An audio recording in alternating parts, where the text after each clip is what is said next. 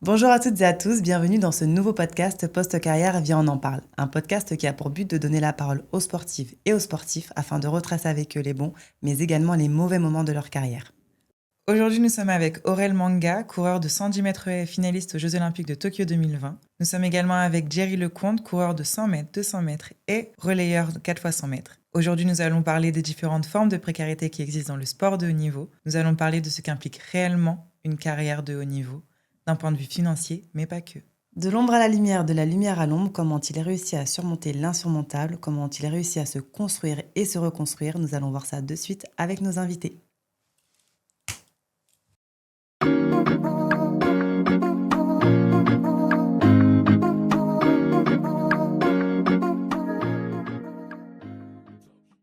Bonjour Aurel, bonjour Jerry, Salut. Merci d'être avec nous aujourd'hui.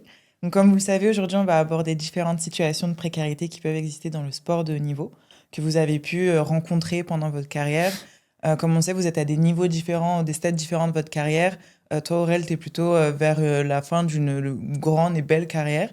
Et Jerry, toi tu es en pleine construction de cette carrière. Et on voudrait savoir un peu, en commençant par toi Aurel, comment ça se finance en fait une carrière, comment tu construis cette carrière-là et comment ça marche, quoi. Est-ce que tu peux nous expliquer? Eh ben déjà, bonjour à tous. Merci pour cette invitation. Comment ça se construit une carrière? C'est une question qui est assez complexe parce que enfin, il y a tellement de paramètres à prendre en compte. Moi, comment je l'ai construite? Je l'ai construite à travers mes frères et sœurs. Je l'ai construite à travers différents sports parce qu'avant de faire de l'athlétisme, j'ai fait du hand. Et combien ça coûte? Ça, c'est la question qui tue. En France, on ne parle pas beaucoup d'argent et c'est un peu dommage. Parce que si on regarde le modèle anglo-saxon, c'est assez transparent là-dessus. Et ça permet de mieux, en fait, de mieux voir ce que ça coûte vraiment. Il y a des exemples tout bêtes, mais partir en stage, si on n'est pas sous le cadre fédéral, ça nous coûte des sous. Aller voir un kiné ou un spécialiste, ça nous coûte des sous. S'entourer correctement, donc préparateur mental, préparateur physique, coach, donc kiné, ça coûte des sous. Un nutritionniste, genre, se faire de la bouffe, ça coûte des sous, hein, c'est tout bête. Mais tout ça, c'est pas pris en compte quand on n'est pas dans le cadre fédéral. Et on peut donner des chiffres et ça parlera à personne. Mais si je dis qu'une saison peut coûter 45 000 euros, c'est simple, j'ai une saison olympique, donc 2021, qui m'a coûté une quarantaine de milliers d'euros. Mais j'ai été finaliste. En fait, on voit que ça a marché. Et le problème, c'est que s'il y a des années où j'arrive pas à mettre autant, j'ai peut-être pas les mêmes performances. Il y a peut-être des années où j'ai mis moins et j'ai réussi à faire des performances. Donc c'est vraiment, il y a trop de paramètres qui rentrent en compte, mais une saison, ça peut coûter très cher. Et ces stages-là, parce que quand tu dis que tu n'es pas dans le cadre fédéral, donc il y a des stages avec la fédération pour préparer des compétitions, j'imagine. Donc les championnats du monde, par exemple, il y a peut-être un stage avant les championnats du monde. Donc ceux-là, ils sont pris en charge par la fédération. Oui. Mais quand tu parles d'autres stages, tu parles de quel type de stage? Par exemple, une saison en athlée, il y a deux phases, la phase hivernale et la phase estivale. En temps normal, on part plus sur la phase estivale, donc au mois d'avril. Et parfois, on va partir sur des phases de préparation bien avant, donc pré-hivernale, donc on va partir en novembre, par exemple. Et la fédération n'organise pas toujours des stages sur ces périodes-là. On peut partir en stage en janvier, la fédération n'organise pas toujours des stages sur ces périodes-là. Et comme j'ai dit, il y a ce côté cadre fédéral et ce côté cadre professionnel, personnel. C'est simple, même sur les stages nationaux, donc d'équipe de France, il y a certains stages où mon coach n'était pas pris en compte, en fait. Ok. Donc je devais payer pour mon coach. Parfois, j'ai certains partenaires d'entraînement qui ne sont pas pris en compte. Donc on finit par payer pour eux. Du coup, faut ramener un kiné pour eux, parce qu'ils n'ont pas le droit au kiné de la Fédé. Donc tout ça, c'est des frais qui s'ajoutent, qui s'ajoutent, qui s'ajoutent. Et à la fin, le stage, il chiffre. Mais je comprends, enfin, je suis plus dans la tête depuis un petit moment et du coup, je comprends pas le partenaire d'entraînement, par exemple. Enfin, dans un sport C'est ça. individuel, tu vois, C'est- t'es seul, t'as besoin de ton coach, ce que je peux comprendre. Mais par exemple, partenaire d'entraînement, kiné pour les partenaires d'entraînement, pourquoi tu as besoin de ces personnes-là, sachant que t'es seul dans ton couloir? Parce que l'athlétisme, c'est un sport qui se pratique au minimum à deux. Mais le fait d'avoir des partenaires d'entraînement, ça te pousse tous les jours. Le chrono Le, ne suffit pas. le chrono ou la distance ne suffit pas. Euh, je peux vous prendre un exemple. Vous êtes une famille issue de lanceurs. Et je pense que lancer en famille, il peut avoir un petit défi. Un jour comme ça, j'ai lancé 4 cm plus long que toi. bah, ce jour-là, ça va te stimuler. Tu vas vouloir te dépasser, te surpasser.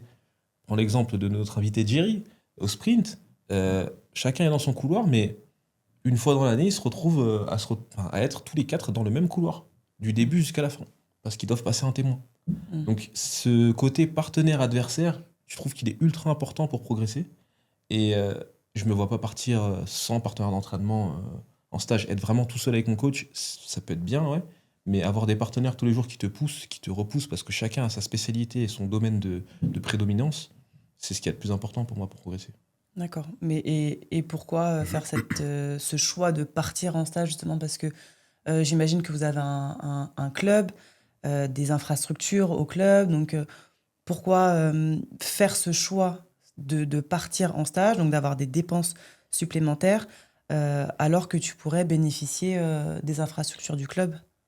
Il faudrait venir dans mon club pour voir Ok. comment sont les infrastructures en premier. Mais bon, sans cracher sur mon club, j'adore mon club. Mais c'est important aussi de casser la routine. De casser la routine et de créer aussi cet environnement particulier qui est, bah, tu pars sur... on a vécu les Jeux Olympiques de Tokyo avec le Covid, qui c'était très particulier. Donc, cette année-là, il m'a fallu partir un moment et m'isoler. Vraiment m'isoler, me retrouver seul avec mon coach. Parce que, bah, arrivé à Tokyo, j'étais tout seul. On était tous enfermés dans des chambres avec des tests PCR tous les jours. C'était particulier, mais même pour un championnat habituel, un championnat d'Europe, un championnat du monde, on est dans une espèce de bulle particulière. On n'est pas à la maison, on dort pas à la maison. Les derniers entraînements, on va pas forcément les faire sur notre stade. Donc il faut trouver ces petits réglages-là, d'aller ailleurs, de voir ce qui se passe ailleurs. Il faut s'habituer au changement, quoi. C'est ça. Il faut être prêt à performer dans toutes les conditions C'est et ça. à s'adapter le plus vite possible. Mais c'est vrai que 45 000 €, tu vois, pour une saison pré-olympique, ça paraît énorme. Bah, ça c'est paraît énorme. être un budget... En fait, on ne se rend pas compte. Je pense que préparer déjà une sélection olympique, mais préparer tout simplement une année de sport sans forcément Jeux olympiques, il faut s'entraîner, mais il faut aussi vivre à côté. Donc, en fait, c'est comme si on vivait avec moins qu'un salaire minimum, parce qu'on dit 45 000 € comme si c'était énorme, mais en fait, c'est 45 000 € pour vivre, en plus de faire leur métier. Donc, ça paraît énorme, mais en fait, ça l'est pas tant que ça. Oui, bien sûr, c'est le chiffre qui est impressionnant, tu vois. Ouais, on se rend pas compte de tout ce que ça englobe, en fait, une préparation. Et Jerry, je sais aussi que toi, tu as fait une année aussi pré-olympique, parce que tu visais Paris 2024, c'est ça. Il me semble. Ouais, c'est et ça. Comment toi, ça s'est passé à ce moment-là sur l'aspect financier? Bah justement, là, à ce moment-là, en 2024, sur l'aspect financier, en fait, tout simplement, je travaillais en tant que vendeur. Donc, j'avais un job étudiant, j'avais aussi mes études à côté. Les études de psychologie. Ok. De psychologie. Et je m'entraînais, je m'entraînais, etc., avec mon coach, etc.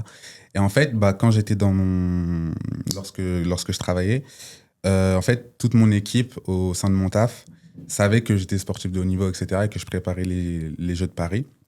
Et tout le monde me disait, c'est pas normal que tu fasses partie des meilleurs, etc., et tu travailles comme tout le monde. Même mon supérieur, il me disait, à l'époque, il disait, c'est pas normal, etc. Moi, je comprends pas. La France, vraiment, c'est pas un pays de sport, etc., etc.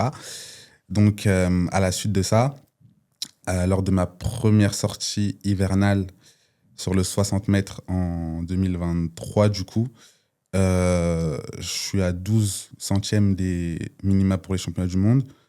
Et je me dis, franchement, dans les conditions dans lesquelles je les ai faits, il y a un truc à faire.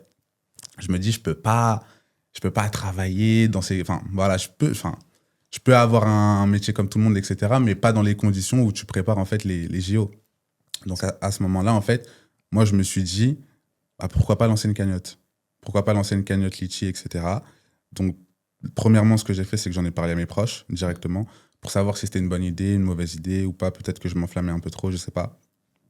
J'en ai parlé à mon coach, il m'a dit que c'était une bonne idée. J'en ai parlé à ma famille, ils m'ont dit que c'était une bonne idée. J'en ai parlé à mon ancien coach, il m'a dit que c'était une bonne idée. Bref, il y a tout mon entourage qui me disait que il fallait que je me lance, que c'est ma carrière, que je dois la construire comme je l'entends, entre guillemets, mais que c'est quand même bien de demander des conseils, etc. Et au final, c'est comme ça que je l'ai lancé. Donc, je l'ai lancé le 1er janvier 2024 pour vraiment lancer l'année, etc. Genre, premier jour de la nouvelle année, etc. Surtout qu'à l'époque, à ce moment-là, tu avais Kev Adams qui disait que la France était un pays de sport. Face à Florent Manodou. Exactement. Oui,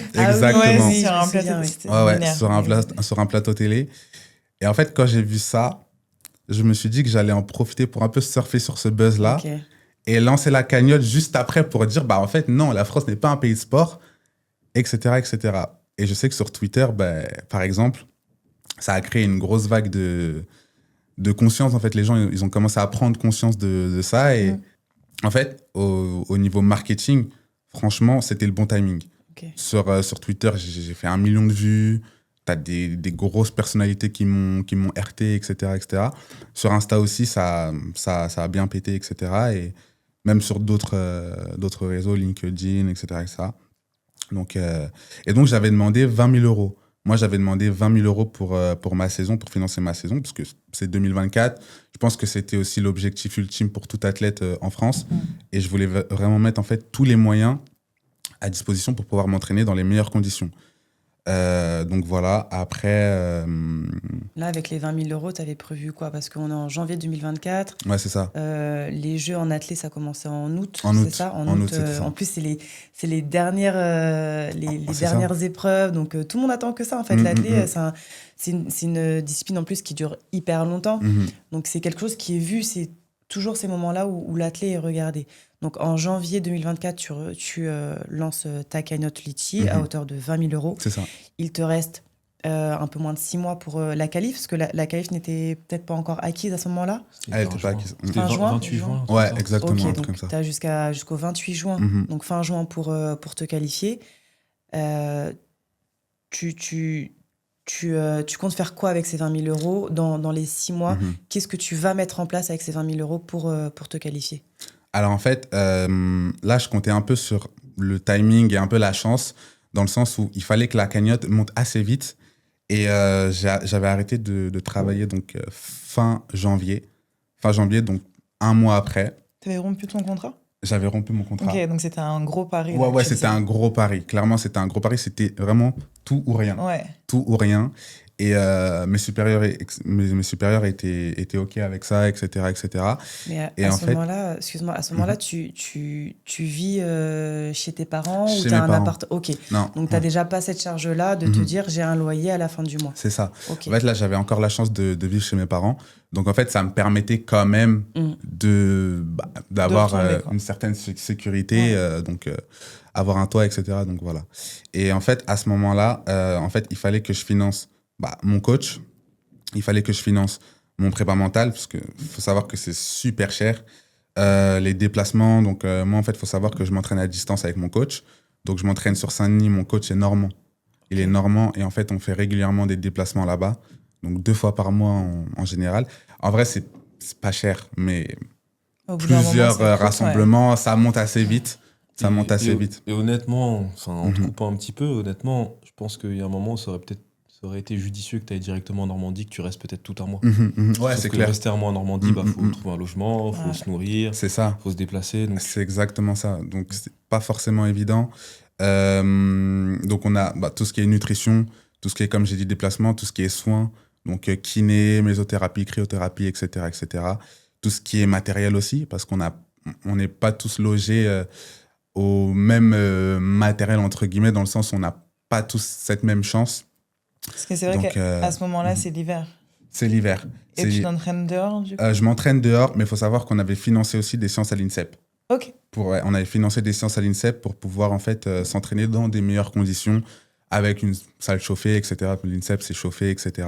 Comment tu les finances? J'aime bien le mot financer. Oui, c'est comment tu vas représenter la France, mais tu te retrouves à financer des séances dans l'Institut national. Exactement, parce qu'en plus, l'INSEP, qu'on le précise, l'INSEP, c'est un espèce de grand centre d'entraînement où tous les sportifs à potentiel ou déjà avec un palmarès international se retrouvent pour pouvoir s'entraîner dans les meilleures conditions, normalement, avec des infrastructures, avec un pôle médical, etc. Donc, c'est vrai que l'INSEP, c'est vraiment un peu le Graal, entre gros guillemets, pour avoir tout sur place. Vraiment avec des guillemets. Ok. J'y suis pas allée, mais C'est pas faux. j'ai pas été interne là-bas ou je me suis pas entraînée là-bas, donc tu pourras plus nous en parler. Mais pour pouvoir financer des entraînements à l'INSEP, c'est que déjà, il y a les moyens de vous accueillir là-bas. Mais comment, du coup, tu payes? Et pourquoi tu les payes d'ailleurs? Parce que tu es athlète de haut niveau. Est-ce que tu es vraiment défini en tant que tel ou est-ce que c'est toi qui estimes que tu es haut niveau parce que tu as des objectifs? Alors, moi, j'ai déjà été sur liste ministérielle. Donc, quand tu es sur liste ministérielle, en fait, il faut savoir que tu es considéré officiellement, en tout cas, comme étant athlète de haut niveau. Cette année, lorsque je préparais les JO, j'étais pas sur liste, mais je faisais partie, enfin, en tout cas, j'ai un bon niveau national et je faisais partie du top 10 français. Donc, on peut se considérer, en tout cas, comme étant légitime pour s'entraîner dans les meilleures conditions pour préparer des échéances. Après, comment on a financé ça? En fait, on a juste eu un contact un peu haut placé dans l'INSEP, etc. Et on a pu s'entraîner tout simplement pour... mais du coup, payer des séances et au final... Tu as dû les payer, les séances. Et du coup, Ouais. la question reste la même. Comment tu les payes? Est-ce que c'est tes économies perso? Est-ce que Ah c'est la oui. cagnotte? Oui, non, c'était une partie de mes économies perso et ensuite la cagnotte. Parce que avec la chance que j'ai eue, la cagnotte est montée assez rapidement. Et donc, j'ai pu payer le reste avec la cagnotte, oui. Tu as atteint ton objectif de 20 000 euros? Malheureusement, non. J'avais atteint 8 000 euros à peu près. À peu près 8 000 euros. Donc, ça m'a permis de tenir jusqu'à il y a peu. Après, 8 000 euros, avec 8 000 euros, malheureusement, tu peux pas vraiment tout payer avec la cagnotte. Donc, j'ai pu tenir jusqu'à il y a 1 an et demi. Et là, c'est pour ça que je travaille de nouveau. Du coup, après aussi, j'ai emménagé. Donc, il y a des choses qui ont changé. Mais non, j'avais atteint 8 000 euros. Et en vrai, je ne m'attendais pas à autant. Parce qu'en vrai de vrai, moi, c'était la première fois que je lançais une cagnotte. Je ne savais pas vraiment comment ça se passait, etc. Je me disais, en vrai, si j'ai 1 000 euros... c'est déjà bien. Genre, franchement, parce que je sais pas comment ça se passe. Je sais pas si les gens, ils veulent donner ou pas. Déjà que c'est pas forcément une fierté, au final, de lancer une cagnotte parce que clairement, tu mendies de l'argent. En fait, tu te mets un peu à nu devant tout le monde et tu te dis en fait à tout le monde, oui, on est sportif de haut niveau ou en tout cas sportif de niveau national et on représente la France, mais on demande de l'argent pour pouvoir s'entraîner. Donc, au final, c'est pas tant que ça une fierté, mais l'engouement que ça a pris derrière, ça, j'étais fier parce qu'au final, les gens comprenaient que la France n'est pas un pays de sport et c'est pas parce que tu passes forcément à la télé que tu vis de ton sport. Ouais. Donc c'est un peu ça le truc. Et donc oui, 8 000 euros, ça m'a permis quand même de désengorger quelques mois où je payais tout de ma poche. Donc en vrai, ça m'a quand même aidé. Et franchement, ouais, je suis content de ça, malgré les critiques que j'ai pu recevoir. Je suis content d'avoir lancé tout ça, quoi. Et juste pour repréciser ce que c'est une liste ministérielle. En fait, le statut de sportif de haut niveau, il a été créé environ dans les années 2015 à peu près, pour lutter justement contre la précarité des athlètes. Et ce statut, du coup, permet d'être inscrit sur des listes ministérielles. Donc, il y en a plusieurs. Il y a les listes élite, senior, relève et reconversion. Et ces listes donnent accès à des droits, notamment financiers aussi, à hauteur différente en fonction de la liste. Mais on se rend compte en fait que même être inscrit sur ces listes-là, ces droits-là ne suffisent pas, ou même tout le monde ne peut pas en bénéficier en fait, parce qu'on est beaucoup. Et il y a cet entre-deux aussi de se dire que tu veux atteindre un certain niveau, du coup tu dois t'entraîner comme ce certain niveau-là face à des personnes, concourir face à des personnes qui ne sont pas au même stade de leur vie que toi. Donc toi, par exemple, tu travaillais, peut-être que tu concourais contre des personnes qui ne travaillaient pas ou qui étaient déjà stables, stables comme on peut dans le sport, mais qui avaient plus de repos peut-être, plus de moyens aussi, plus de matériel, qui partaient en stage. C'est exactement ça. Donc c'est un peu une injustice. C'est totalement ça, honnêtement. C'est exactement ce que je dénonçais lorsque j'ai lancé ma cagnotte. Je disais que moi, étant donné que je suis dans mes études actuellement, que je bossais à côté et que je pratiquais ma pratique athlétique, je faisais des grosses journées, pour vous dire, de manière précise, parfois c'était des 6h, 22h. Parfois je me levais à 6h parce que je commençais le taf à 7h30, un truc comme ça. Et les entraînements, je pouvais les finir à 21h30 et du coup, je rentrais 22h, le temps de me faire à manger, de me doucher, etc. Enfin voilà, quoi. Tu avais Donc, 3 vies, en fait. Ouais, 3 vies. 3 Et vies en une journée. c'était vraiment sport. Et en fait, le fait de performer, même dans ces conditions, je me disais que, ok, certes, c'est peut-être possible pendant un petit temps, mais tu peux pas continuer comme ça sur le long terme. Donc, il fallait vraiment que je trouve une solution. Et malheureusement, les listes ministérielles, pour revenir là-dessus, c'est pas non plus quelque chose en fait de très stable. Parce que voilà, on va pas dire des noms, mais voilà, je connais plein d'athlètes. Et moi pareil.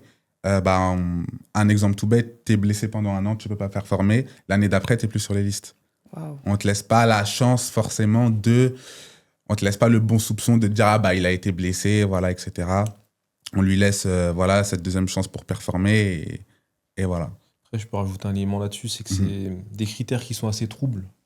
Ça veut dire qu'on est censé avoir des conditions pour rentrer sur les listes, mais il peut y avoir des passes droits ou on peut fermer des portes à certains.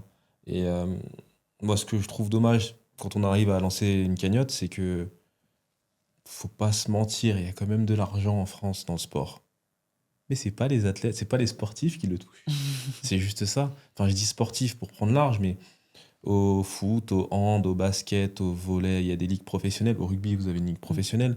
Donc, comme il y a des ligues professionnelles, il y a des contrats avec des trucs bien clairs, écrits. Donc, on peut toucher notre argent. En athlétisme, la ligue professionnelle, c'est un truc qui est vague, qui a existé un moment, qui aujourd'hui n'existe plus, qui s'appelait, je vais pas donner les noms, mais qui a changé de nom. Et aujourd'hui, malgré cette soi-disant structure professionnelle en athlétisme, elle n'est pas stable. On peut demander à des athlètes qui sont inscrits sur cette structure-là, est-ce qu'ils sont payés tous les mois ? Il y en a certains qui diront non. Et c'est ça le problème, c'est qu'il y a de l'argent qui est injecté dans le sport, pour nous du moins en athlétisme, mais c'est pas nous les athlètes qui touchons cet argent. C'est qui, tu sais ?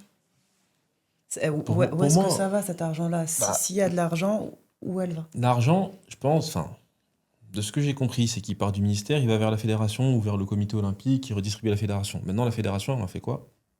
Ok, ils font des stages nationaux, ok. Là, du coup, il y a eu des coupes budgétaires, mais ils sont partis sur le championnat du monde avec moins de personnes. Mais j'ai quand même vu qu'il y avait une quarantaine de personnes non athlètes, en dehors des coachs perso. Et je dis pas que tout le monde est inutile, et je dis pas que tout le monde est indispensable. Je dis juste que fallait voir ce que c'était avant. Parce qu'aujourd'hui, je trouve que 43 personnes, c'est léger. J'ai déjà été dans une délégation, on était 200 et il y avait 100 athlètes. Donc, Effectivement.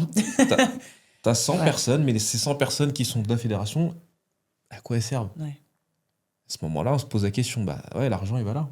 Parce que pour payer le voyage, c'est 57 personnes en plus. Parce que c'est vrai que dans le sport de haut niveau, en fait, tu as le sport de haut niveau et tu as, comme tu dis, les ligues professionnelles. Ouais. Donc, par exemple, au rugby, vous êtes salarié de la fédération. Alors que dans l'athlétisme, non. C'est complètement... C'est particulier. C'est un statut qui est différent. Mais du coup, c'est une stabilité qui est différente aussi. Et en athlète, il y a d'autres... tu peux être salarié de ton club, il me semble.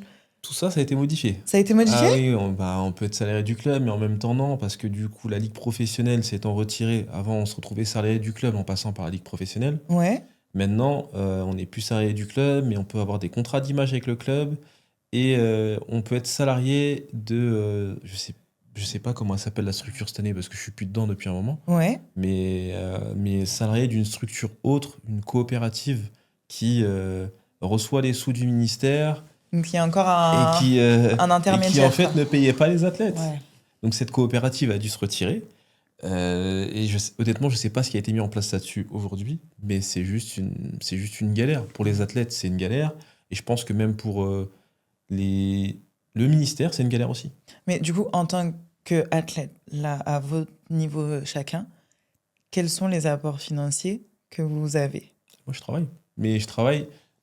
L'avantage que j'ai avec mon travail, c'est que je suis à la SNCF, je peux le dire, et que j'ai une convention d'insertion professionnelle, donc CIP. Et grâce à cette convention, j'ai du temps qui est détaché pour m'entraîner. Mais sans cette convention, je travaillerais je pense que je ferais plus d'heures que toi, mais aujourd'hui, je suis ingénieur depuis maintenant 5 ans. Donc, en étant ingénieur, je peux trouver du travail dans une société. Maintenant, est-ce que la société va accepter de me laisser du temps pour m'entraîner? C'est pas sûr. La chance que j'ai avec la SNCF, c'est qu'on me laisse du temps pour m'entraîner. Donc, je peux m'entraîner et travailler à côté.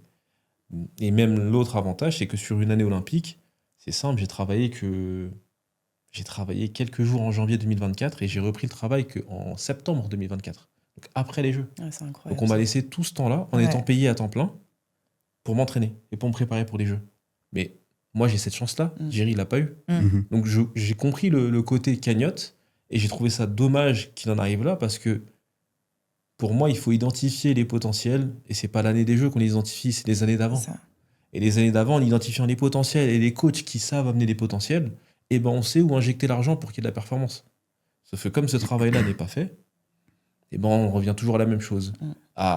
Il y a de l'argent, mais finalement, les athlètes ne le voient pas. Donc, les athlètes disent qu'il n'y a pas d'argent, mais en même temps, le ministère dit ouais, mais on a créé l'Agence nationale du sport, on a redistribué l'argent, il y a des cercles et compagnie, mais c'est opaque. Les athlètes ne connaissent pas les règles, en un. Et en deux, même quand on connaît les règles, il y a toujours des entourloupes. Donc, c'est compliqué à gérer, sachant qu'on nous demande d'être performant. On te demande de faire moins de 10 secondes au 100 mètres, mais en même temps, on te dit bon, mec, débrouille-toi pour payer ton stage, débrouille-toi. Oh! Ah bah t'as pas de contrat. Ah, il te faut des pointes. Ah bah bon courage. Voilà comment ça se passe. Et je trouve ça dur pour des jeunes. Aujourd'hui, on va dire que j'ai un peu plus d'expérience, mais jeunes qui sont pas forcément accompagnés et entourés. Et comme j'ai dit, j'ai de la chance d'avoir des grands frères et grandes sœurs qui sont passés par l'athlé ou même par le hand, donc l'autre sport que j'ai pratiqué. Mais sans eux, je serais pas là aujourd'hui. Mon frère a financé plusieurs de mes saisons. Parce que mon frère gagne bien sa vie et que mon frère est passionné, lui aussi, il adorait l'athlétisme. Mais sans lui, il y a des trucs que j'aurais pas pu faire aujourd'hui. Donc c'est compliqué. Et toi, Jerry, comment tu finances ta saison? Est-ce que tu as d'autres sources de revenus que le travail? On sait qu'il y a des aides aussi qui sont proposées. Au-delà de la fédération, tu peux avoir aussi des aides du département, de ta commune, de la région. Des aides existent. Après, comment elles sont redistribuées, effectivement, ça, c'est un peu flou et ça dépend peut-être de ton palmarès, du sport, etc. Mais des aides existent. Maintenant, est-ce que toi, tu en bénéficies aujourd'hui? Alors moi, aujourd'hui, je bénéficie, hormis mon travail, je bénéficie uniquement d'aide de mon club, donc Saint-Denis Émotion. À hauteur de 250 € par mois mensuel. Donc voilà, c'est pas grand-chose, mais ça reste une aide quand même précieuse et qui m'a permis de financer, c'est un grand mot, mais qui m'a permis de désengorger en tout cas tout ça et de m'aider à minima pour mes saisons. Encore aujourd'hui, ils font le nécessaire, entre guillemets. Et donc voilà, mais sinon après, pour tout ce qui est aide de la commune, etc., comme Aurèle a dit, parfois il peut y avoir des entourloupes, des choses, des promesses, etc. pour au final. Ce qui est dur pour toi, Jerry, c'est que Saint-Denis Émotion, en fait, c'est la ville où il y a le Stade de France. Ouais. Donc il peut avoir beaucoup de finances injectées, mais ça va pas aller sur des individualités. Moi, je suis licencié au club de Créteil. J'ai vécu à Créteil un moment, donc j'ai été très proche de la mairie. Le club de Créteil, il m'a accompagné, mais d'une manière incroyable. Alors qu'avant, j'étais licencié à Montreuil. À Montreuil, j'étais aussi accompagné de manière incroyable. Mais en déménageant à Créteil et en basculant au club de Créteil, la ville de Créteil, le département, et au final, il y avait même une aide régionale qui a été créée en 2023. Et j'ai pu la toucher parce que j'étais dans les critères qui rentraient pour toucher cette aide-là. Mais comme j'ai dit, il y a des timings, il y a des alignements, et après, il y a des rencontres qui font que ça fait une différence. Et il y a des critères aussi, parce que là, tu parles de critères. Il y a des critères. Quand tu es potentiel et que tu t'entraînes autant que quelqu'un qui est déjà au niveau, tu remplis pas, tu coches pas toutes les cases parce que tu n'es que potentiel. Et là, effectivement, tu rentres dans ce cadre-là où tu as le cul un peu entre deux chaises. Tu veux t'entraîner pour cocher absolument toutes les cases et tes objectifs, ne pas avoir à travailler derrière et pouvoir bénéficier de ces aides. Mais en même temps, la case, pour la cocher, il faut t'entraîner. Il faut dépenser pour t'entraîner. En fait, je pense que le truc qu'il faut vraiment dire et qu'il faudrait qu'on comprenne en France, c'est que le sport de haut niveau, c'est un travail. Oui, clairement. C'est un travail. C'est un travail. Ça veut dire que On aime bien prendre les Américains, mais je prends l'Américain qui va s'entraîner. Je vais prendre un sprinter champion olympique, Noah Lyles. Ouais. C'est simple. Il est payé par Adidas et par ses autres sponsors. Mais le travail qu'il a, c'est de se lever le matin, d'être en forme, d'aller à son entraînement, de rentrer, de se reposer. C'est son travail. Sauf que nous, en France, on va se lever le matin. Si tu fais rien le matin, que tu tournes les pouces, entre guillemets, pour te reposer ou que tu vas juste voir un kiné, tu gagnes pas d'argent. Tu gagnes pas d'argent, mais on va te demander de courir vite. Donc tu vas aller t'entraîner. Donc tu vas t'entraîner quand même à fond. Sauf que si tu gagnes pas d'argent, tu peux pas continuer à t'entraîner, donc tu vas aller travailler. Mais tu vas aller travailler, tu vas créer de la fatigue. Tu te lèves à 6h, tu travailles jusqu'à je sais pas quelle heure, tu t'entraînes à 19h, tu finis à 22h. T'es pas forcément performant. Ou tu te blesses. Cercle donc vicieux. en fait, c'est un cercle vicieux qui se crée. Et comme en France, on considère pas le sport de haut niveau comme un travail, et on a toujours cette barrière de déjà accepter que certains athlètes aient de l'argent, enfin que les athlètes aient de l'argent, tout simplement. Accepter que les coachs aient de l'argent aussi. Parce qu'on voit que le côté association bénévolat, mais c'est un travail pour le coach aussi. Mhm. Donc, tant qu'on n'accepte pas ça, je pense qu'en France, on va rester bloqué. Totalement d'accord. C'est clair que le sport de haut niveau en France, il est pas, en tout cas en athlète, il n'est pas professionnalisant. On ne considère pas ça comme un métier. Et du coup, c'est ce qui explique la situation d'aujourd'hui. Moi, quand j'ai lancé ma cagnotte, j'ai vu que le grand public, mais ils ignoraient complètement nos réalités. Ils pensaient qu'on avait des revenus, qu'on avait de l'argent, qu'on n'était pas riche, mais voilà, qu'on était assez aisé, etc. La plupart, ils étaient tous choqués. Ils étaient tous choqués. Hein. C'est pour ça que j'ai reçu beaucoup de force du grand public, etc. Parce que voilà, après, j'en ai profité aussi pour, comme j'ai dit, pour surfer sur le buzz qu'il y avait en ce moment, quoi. Parce qu'on se rend pas compte, en fait. Tu sais, quand on vous regarde à la télé, quand on regarde les sportifs à la télé, on a l'impression que c'est simple. Tu vois, c'est simple. Passer des haies, c'est simple, alors qu'on se rend pas compte de la hauteur de la haie. Oui, mais c'est simple. Courir vite, c'est simple. Tout est simple, en fait, quand tu regardes juste à la télé. Mais effectivement, quand tu vois pas, comme tu disais, hein, le repos, la récupération, les kinés, la nutrition, le travail mental, etc. Voilà, c'est tout le travail de l'ombre qu'on voit pas et qui est pas valorisé, ou en tout cas qui est pas pris en compte à sa juste valeur.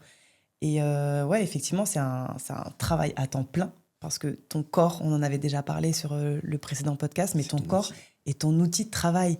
Et si c'était si simple d'être sportif de haut niveau, tout le monde le serait. Et en fait, c'est pour ça que peu de sportifs peuvent en vivre ou le font, parce que tu le fais soit par passion. Enfin, il faut que tu sois passionné un minimum, parce que l'état dans lequel tu finis aux entraînements, c'est compliqué, tu vois. Tu finis pas en vomissant, juste pour le plaisir. Mais il faut être passionné, et il faut accepter de donner son corps, son temps, son énergie. Parce que c'est aussi zapper des moments familiaux, zapper des moments de vie de manière générale, hors terrain. Et tout le monde ne pourrait pas le faire. Ah, ça, c'est clair. Et c'est intéressant quand vous parlez Aurélien et Anne-C, de travail, et le fait que le sport de haut niveau, ça soit un travail.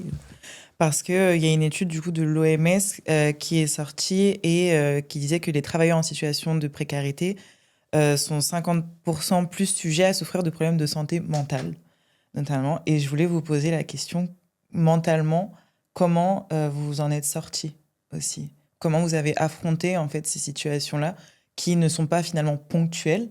Certes, une situation de précarité, ça peut être réversible, c'est une situation, mais ça peut avoir des conséquences définitives et sur le long terme. Donc, comment on s'en sort et comment vous l'avez vécu ? Vous le vivez encore ? Alors, moi, me concernant, j'ai la chance d'être bien entouré. Donc, disons que dans les moments de down où je peux douter de ma valeur ou quoi en tant qu'athlète, je peux compter sur mes proches, etc.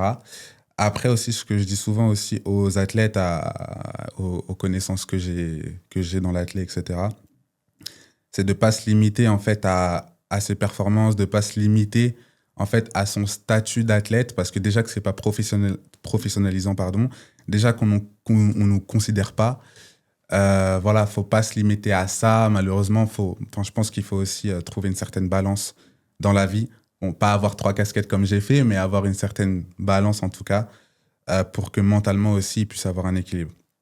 Donc, moi, c'est comme ça que je gère la chose pour pour bien gérer mentalement. Après, je sais que, pour ne pas dire de nous encore une fois, mais je sais que cette année, l'année dernière, etc., je sais qu'il y en a, ils ont fait beaucoup de sacrifices.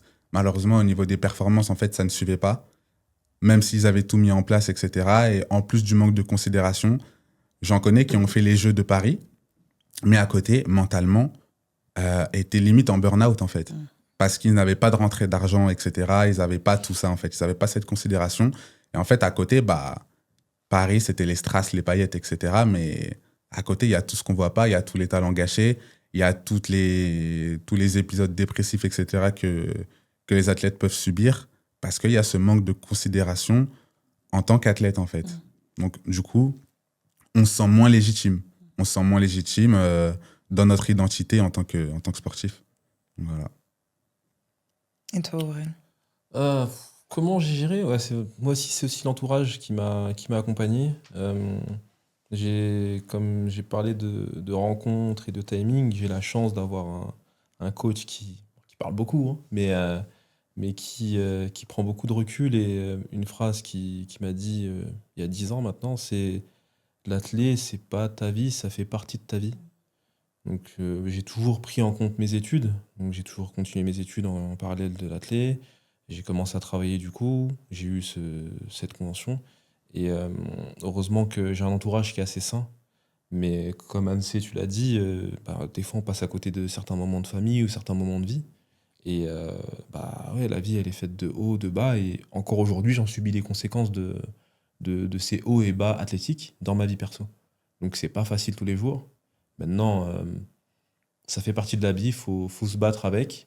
Mais ouais, effectivement, les épisodes de dépression, des épisodes d'euphorie, j'en ai eu. Et j'en ai encore. Et je pense que comme ça fait partie de la vie, ça va m'apprendre à mieux affronter ça quand je serai uniquement, on va dire, j'espère pas être employé toute ma vie, mais quand je serai dans le monde professionnel. Si je mets professionnel avec des guillemets, parce qu'en France, on ne considère pas le sport comme étant un monde professionnel. Mais dans le monde de monsieur tout le monde, on va dire. Je veux quand même revenir sur des moments qui ont aussi rythmé ta carrière. Tu vois, ça a été très compliqué. Je suivais ça de loin. Mais au-delà de la partie financière, là, on parlait de l'aspect mental. Et c'est vrai qu'il y a eu des moments dans ta vie où tu as fait tout ce qu'il fallait. Donc les minima, tu étais le meilleur français et tu partais pas. Ouais. Et tu partais pas. Ouais. Je regardais le championnat à la télé. Ah non, non. Et à ce Non. moment-là, comment... Non, c'est mieux que regarder à la télé. J'ai été dans le stade à Rio. Waouh! J'étais dans les tribunes à Rio. Ah bon? Ah oui, j'étais dans les tribunes à Rio. Parce qu'à Rio, pour recontextualiser, comment ça se passait pour toi là? Tu devais faire Rio En gros, comment ça s'est passé? championnat de France, je fais 3e, les minima en série et en finale. Je me dis, c'est bon, je vais au jeu. Je dis, bah non, la liste ne sort pas, et que les 2 premiers qui sont qualifiés d'office, et on attendra pour le 3e. Les, Ou non, je crois qu'ils avaient dit que le premier. les minima, c'est le temps que tu dois faire, le chrono que tu dois Le faire. chrono pour- minimum qu'il faut faire pour être éligible à la qualification au championnat international. Et il y en a D'accord. 2 minima. Il y a les minima internationaux et les minima français. Oui, Qui les sont en minima. général plus élevés. Voilà, les Ouais. minima internationaux sont en général moins élevés que les minima français. J'avais fait les minima français. Ok. Ok.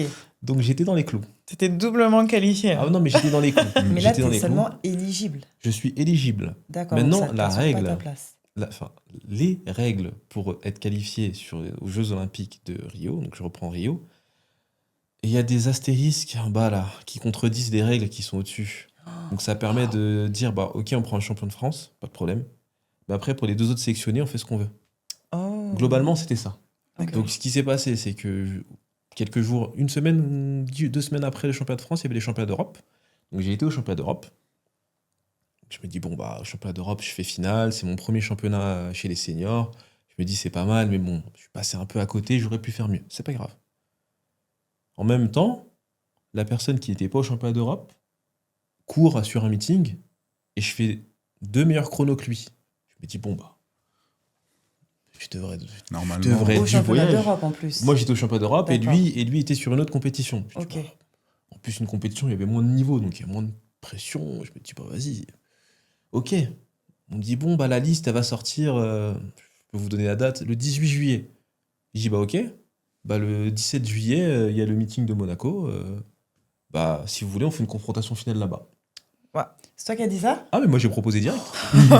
Donc, entre toi et le deuxième qui avait fait les minima aussi. Oui, du coup, le quatrième qui avait fait les minima. Parce que les deux autres avaient fait les minima, mais ils ont fait premier et deuxième au championnat de France et premier et troisième au championnat d'Europe. Donc, les premiers étaient qualifiés d'office. Eux, en gros, on leur garantissait leur sélection. Et moi, j'avais pas d'informations. Je dis, si vous voulez, confrontation finale, meeting de Monaco, super. Impossible de rentrer au meeting de Monaco. Comment ça? Mon agent qui appelle tous les jours l'organisateur, mon agent qui essaie de se battre en disant en essayant de dribbler un peu pour dire j'ai un athlète qui est intéressant, mettez-le même au couloir 1, vous inquiétez pas. Et dès qu'il a donné mon nom, on disait non. Ça, c'est un truc de fou. Et à partir du moment où ça a bien été acté que je ne pouvais pas aller à Monaco, donc en gros le matin du meeting où mon agent me dit si Aurel t'habites loin de l'aéroport, je dis non, tout est relatif. Mais s'il faut, je prends un avion maintenant, j'atterris à Nice, je cours ce soir. Elle me dit c'est mort, ils veulent pas. La liste, elle est sortie à 18h. Le 17? Du coup, le 17. Le 17 au lieu du 18.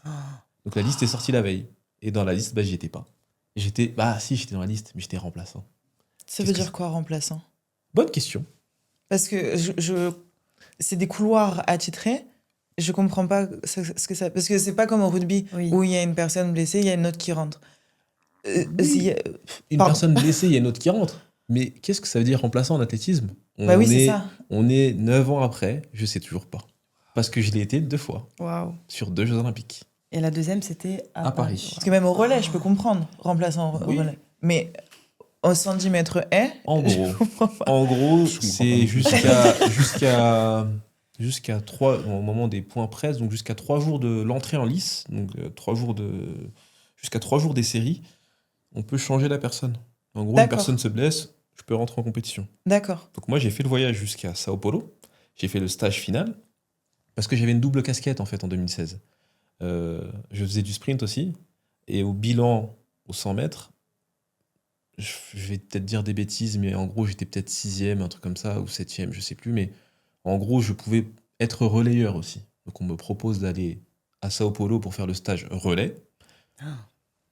Je dis pourquoi? On me dit parce que c'est simple. Moi je donne leur nom parce que je les aime bien.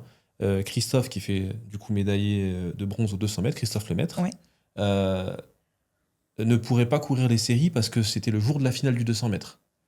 On dit Christophe peut ne pas courir et Jimmy s'il a fait Jimmy Vico, s'il a fait une médaille aux 100 mètres, si on peut l'économiser en série, peut-être qu'Aurel on aura besoin de toi. Ok les gars, je viens. Donc en fait, tu viens en tant que peut-être. Ah oui, non, mais je viens en tant que peut-être, mais les gars, je suis remplaçant du 4x100 ou du 110. Il me dit non, mais en gros, t'es libre. Ramène tes affaires. Si jamais il y a une ouverture, tu pourras courir. Ok, je viens. J'avais un job d'été que j'avais pris, parce que forcément, à ce moment-là. Il faut financer une saison. Il fallait financer une saison. J'étais encore en études, mais j'annule ce job-là. Je prends une partie des affaires à la fédération et je prends l'avion. On me dit t'inquiète pas, tu récupéreras le reste de tes affaires à Rio. Ok, donc j'arrive à Sao Paulo. Je vais pas exagérer le truc, mais si, j'ai 3 t-shirts pour une semaine, mais c'est pas grave. Vas-y, on est parti. Et en fait, on arrive à Rio. À Rio, je vais pour faire la queue, pour faire l'accréditation. On me dit non, fais pas d'accréditation, toi tu vas par là-bas. Je dis mais pourquoi je vais là-bas alors que le bus il est derrière? Non, mais Aurel, tu vas pas au village. Ah, ok. Je vais passer les détails, mais c'était très très dur. Qu'est-ce que tu ressens à ce moment-là? Ouf. Alors là, je pense que... Vous connaissez la série Dexter? Ouais. Oh, ok. Attends, t'étais qui dans la série? T'étais Dexter. Ok. Donc à ce moment-là... De la colère. Beaucoup de colère. Ouais. Comme j'ai dit, heureusement, j'ai mes frères et sœurs. J'ai un de mes frères qui, de base, voulait aller voir les Jeux, avait déjà posé des vacances, mais comme il a vu que j'étais pas sur la liste, je crois qu'il avait annulé son billet. Je l'appelle, je lui explique ce qui se passe. Il m'a dit bouge pas, je vais à l'aéroport. C'est incroyable. Il a pris un avion direct qui a fait je sais pas combien d'escales. Il m'a rejoint à Rio. Et arrivé à Rio, en fait, s'il avait pas été là, je pense que ça serait pas fini comme ça pour moi. Mais comment on se relève de ça? L'autre chance, c'est que mon partenaire d'entraînement de l'époque, Dimitri Bascou, il fait médaille olympique. Il fait 3e à Rio. par un chemin détourné, j'ai fini par avoir une accréditation qui me permettait d'aller au stade. Donc je suis allé au stade avec mon frère, on a vu la finale en direct. Et avec la famille de Dimitri, j'ai vu sa médaille et je me suis dit, ah, ça doit être trop bien. Franchement, même si ce que j'ai vécu, c'est une galère et tout, ce qu'il a vécu, là, j'ai envie de le vivre. Donc c'est ton ami? Ouais, et t'arrives quand même à ce moment-là à ce moment-là, je me dis, mais c'est trop bien ce qu'il a vécu. Ouais. En fait, on a vomi ensemble à l'entraînement toute l'année. On a fait des stages, on est parti en compétition. J'ai découvert, en gros, le haut niveau à côté de lui, le très haut niveau à côté de lui et à côté de mon coach. Et je me dis, mon coach, il est trop fort.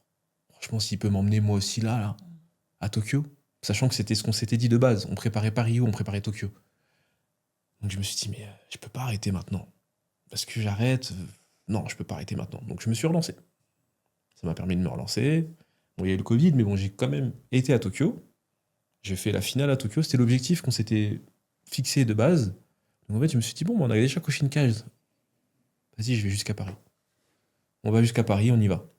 Malgré les hauts et les bas, hein, on y va. Et là, au lendemain de arriver à Paris, vivre, encore une fois, ce côté remplaçant qui a aucun sens, sachant que quand j'ai essayé d'appeler la fédération, ça voulait rien dire. J'ai le droit de m'entraîner, j'ai le droit de faire le stage à l'INSEP ou pas? Non, je sais pas. Est-ce que j'ai le droit d'aller au stade? Est-ce que j'ai le droit de faire la cérémonie? J'ai droit à quoi? Pour recevoir un message dernière seconde disant non, mais en fait, t'as droit à rien. C'est juste l'avant-veille des séries. S'il y en a un qui est blessé, on t'appelle. Je dis, mais quand on m'appelle, je vais où? Je viens le jour des séries au stade? Ah bah oui, globalement, c'est ça. Ah, ok. Ok, merci. Merci pour l'information. Donc voilà comment j'ai eu cette information-là et comment j'ai compris ce que c'était remplaçant. T'es qualifié au jeu. T'es blessé. Tu penses vraiment que tu vas dire que t'es blessé? Moi, c'est parce que j'étais à l'hôpital. L'appendicite, on a fait deux anesthésies générales. Mais si c'était que moi, j'aurais rien dit. Et j'ai dû le dire parce que je loupais le championnat d'Europe. Puis sinon, j'aurais eu l'appendicite, j'aurais rien dit à personne. J'aurais fait mon opération, je serais revenu comme si de rien n'était, et puis voilà. Ouais, jusqu'où on est prêt à aller quand même, tu vois, oui. Jusqu'où, en fait, Rio, ça t'a marqué au point de projeter, de presque te mettre en danger, presque mettre ton corps en danger pour ne pas, encore une fois, te retrouver dans ce siège de remplaçant. En fait, qui veut rien dire, mais il faut voir les conséquences en fait de ce siège-là. C'est que, n'ayant pas participé au jeu, les partenaires autres que mon travail, au final, ils lâchent parce qu'ils ont investi sur un projet. Le projet, c'était d'aller faire quelque chose au jeu. N'étant pas au jeu, les partenaires ils disent bon, merci, au revoir. Oui. En fait, on perd les partenaires les uns après les autres. Et comment on peut avoir encore envie de se projeter dans ce truc, dans cette mise en danger constante, et en se disant on n'est pas à l'abri que le partenaire du jour au lendemain il se barre, ou quand il n'y a pas de partenaire, comment on fait? Aujourd'hui, j'ai un enfant, il faut rajouter ça. J'ai un enfant qui a 3 ans, elle a 3 ans, elle est rentrée à l'école, il faut qu'elle ait un toit, il faut qu'elle puisse manger. Si moi je ne mange pas, c'est moi, mais si ma fille ne mange pas, je me tue. Aujourd'hui, tu as en plus cette responsabilité, c'est même pas une charge, c'est une responsabilité qui te pousse à comment dire, à bien réfléchir, redoubler, exactement, à ne pas te tromper en fait. C'est ça. On peut se tromper. Oui, on peut se tromper, mais avoir une certaine assurance pour mon enfant. En fait, c'est ça, ce que tu décris, c'est exactement un peu la définition de la précarité. C'est l'absence d'une ou plusieurs des sécurités permettant aux personnes d'assumer leurs obligations professionnelles, sociales et de jouir aussi de leurs droits fondamentaux. Et en fait, quand tu dis que tu perds ces partenaires, donc les partenaires, ça va être les organismes qui vont te soutenir en dehors de ton travail. Du coup, c'est tous les autres organismes qui vont soutenir ta préparation. Tu les perds en fait. Donc tu perds tous ces repères dans ton environnement, dans ta carrière, qui te permettent de tenir et d'avoir ce semblant de stabilité, mais aussi d'avoir ce semblant de stabilité mentale. Ouais. Parce que t'avances, chaque jour, tu perds quelque chose. Et en plus, comme tu disais, Jerry, tout à l'heure, t'es pas considéré. Donc, tout ce que tu fais n'est pas considéré. Et t'étais prêt à, au-delà de ton mental, pousser ton corps physiquement après une opération pour aller au bout, quoi. Donc, en fait, ça te pousse à bout. C'est une situation qui te pousse vraiment dans tes retranchements. Et la question que je voulais vous poser, c'est parce que vous parlez aussi de votre entourage qui est là. Qu'est-ce que vous leur dites? Qu'est-ce que vous finissez par leur dire à leur entourage pour vous expliquer que vous continuez, en fait? Comment, vous voyez ce que je veux dire? Parce qu'à un moment, Audrey ou Anne-C, mes sœurs, vivent une situation comme ça. Ou même ma mère, quand elle nous voyait dans les mêmes situations que vous, parce qu'on est aussi passé par l'athlé, elle nous disait arrêtez. Arrêtez, tout simplement, parce qu'elle, ça la faisait souffrir en tant que mère de nous voir expérimenter ces choses-là. Mais nous, on lui disait non, parce que quoi, en fait. C'est ça, en fait. Je pense qu'en fait, en tant qu'athlète, dans le haut niveau, en fait, il faut toujours aussi, dans la mentalité qu'il faut adopter, toujours avoir de l'espoir aussi. Parce que si tu ne crois pas en ton projet, qui va croire en toi, en fait? Et je pense qu'il faut premièrement croire en soi dans un premier temps, et ensuite, le reste viendra. Et moi, me concernant, à chaque fois que voilà, j'ai vécu des bas, il fallait que je croie en moi de nouveau. Et après, j'ai aussi eu la chance si je dois parler de mon ancien coach, qui parfois a cru en moi avant même que moi, je crois en moi, en fait. Donc, ça, c'est les meilleurs. Donc, ça, franchement, c'est vraiment... Ça, c'est des liens à vie. Clairement, c'est des liens à vie. Et voilà, donc après, moi, en fait, il fallait que je puisse croire en moi dans un premier temps. Et vu que j'ai un esprit revanchard, mon entourage aussi, pour la plupart, ils voyaient que je vivais des moments compliqués, des défaites, etc. Il fallait qu'on... Faut pas s'arrêter là, en fait, tout simplement. S'arrêter sur une bonne note, en tout cas. Et si un tel a réussi, pourquoi pas moi, tout simplement. C'est un peu comme tu disais tout à l'heure, en fait, c'est que malgré les conditions compliquées, donc les 3 vies en une journée, etc., tu voyais que tu arrivais à performer. Toi, Aurel, quand tu disais qu'il y a des années ou des saisons où tu ne mettais pas autant que ce que tu as pu mettre pour Paris, tu performais malgré tout. Et je me demande si c'est pas ça, tu vois, qui te fait continuer. Et est-ce que c'est pas à ça que tu t'accroches pour te dire, vas-y, cette compétition-là, tant pis, c'est jamais à jeter parce que c'est toujours de l'expérience. Mais celle-ci, hop là, on la met de côté et on avance. On avance parce que ce 10e-là peut faire la différence, parce que un blessé, malheureusement, peut faire la différence. Tu vois, il y a ce truc qui veut pas te lâcher, quoi. Enfin, que tu veux pas lâcher, justement. En vrai, il y a un côté un peu addictif, il y a un côté drogue, mais tout à l'heure, tu as parlé de la passion. En fait, tant qu'on est passionné, nous, on va pas prendre conscience on se fait du mal. En fait, la passion, elle prend le dessus.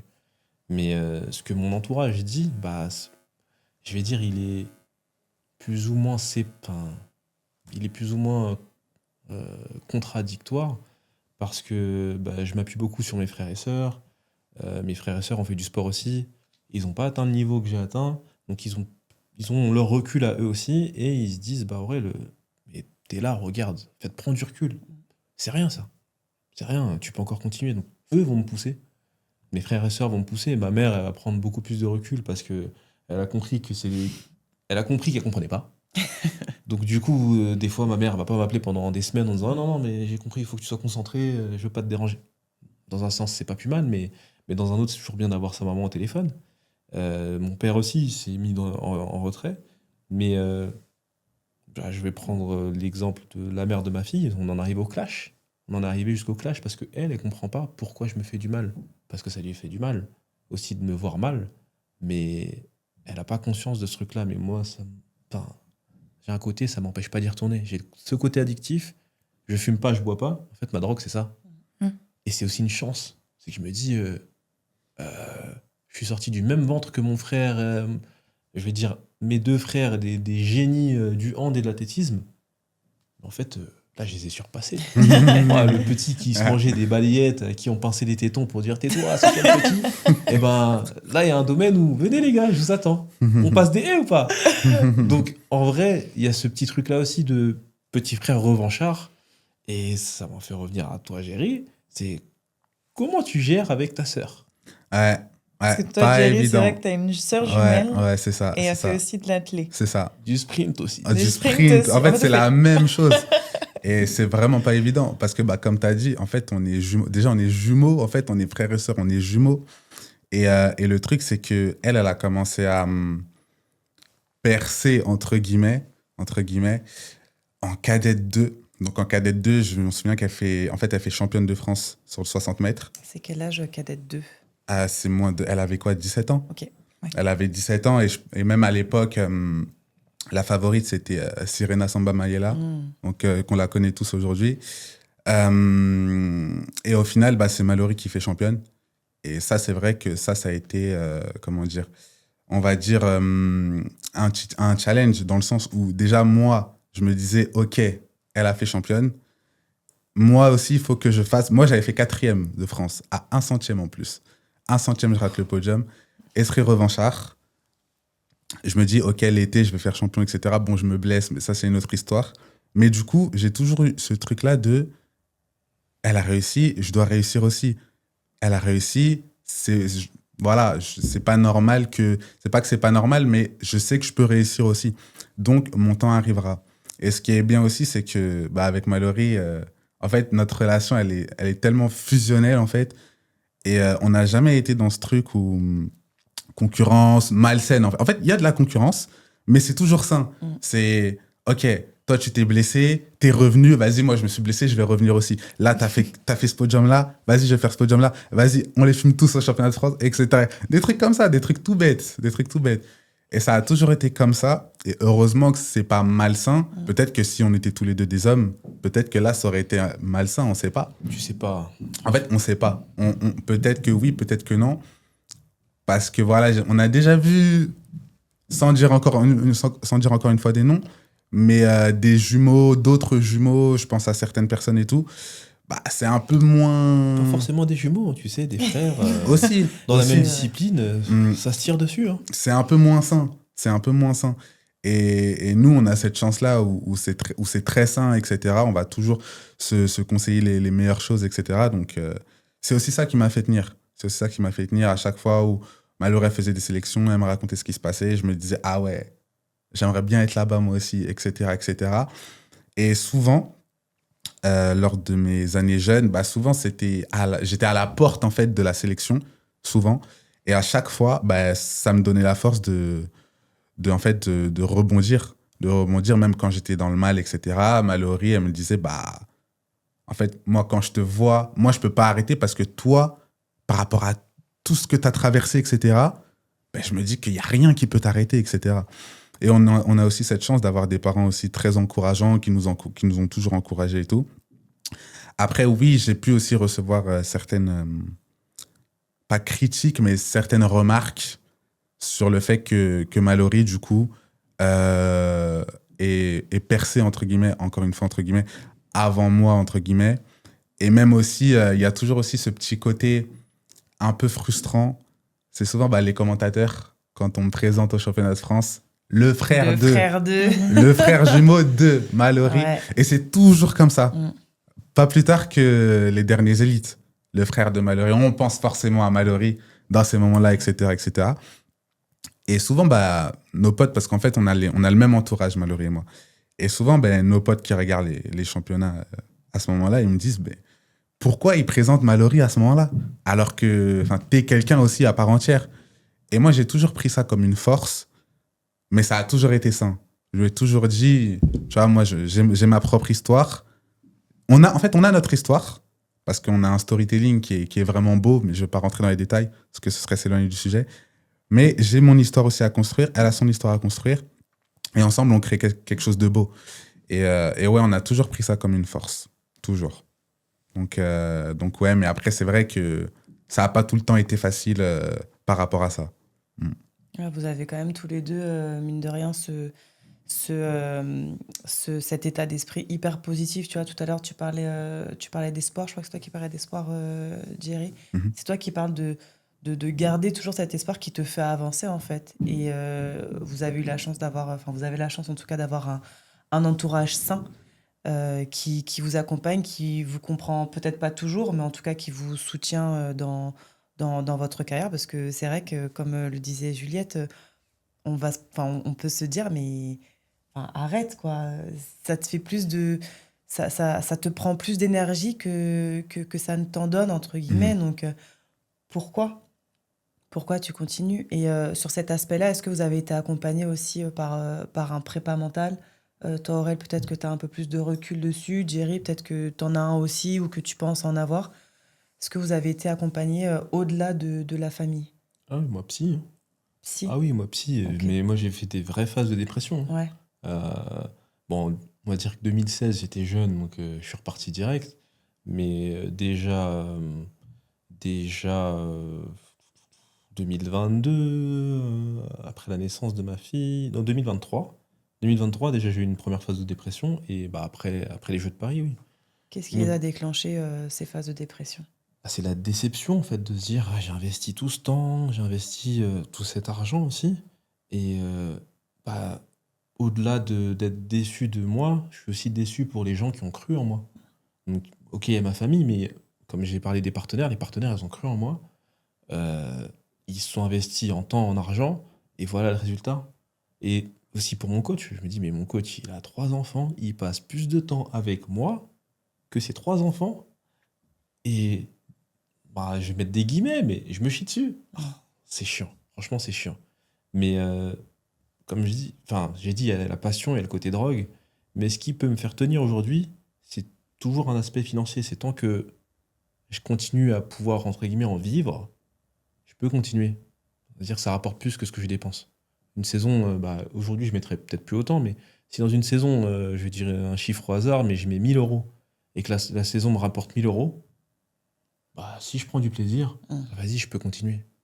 Mais si jamais je me retrouve à mettre 10 000 euros dans une saison et qu'elle me rapporte 1000, bah là, je vais regarder ma fille et je vais dire, ah non, c'est bon, j'arrête. Ah, mais t'es jamais garanti, tu vois, que les 1000 euros rentrent. Parce que c'est un pari sur toi. Finalement, il faut que tu sortes l'argent et il faut surtout que tu sortes des résultats pour être remboursé de cet argent-là, tu vois. C'est un pari. Pour C'est l'instant, un pari. le pari, tant que je le gagne, je peux rejouer. Ouais, c'est ça, cet Mais le jour, aspect drogue. ouais, voilà, le jour Ouais. où tu perds, bah, il faut savoir se dire, bon, bah là, j'ai perdu. Ok. Hop là, je lève le pied et je prends la décision de raccrocher.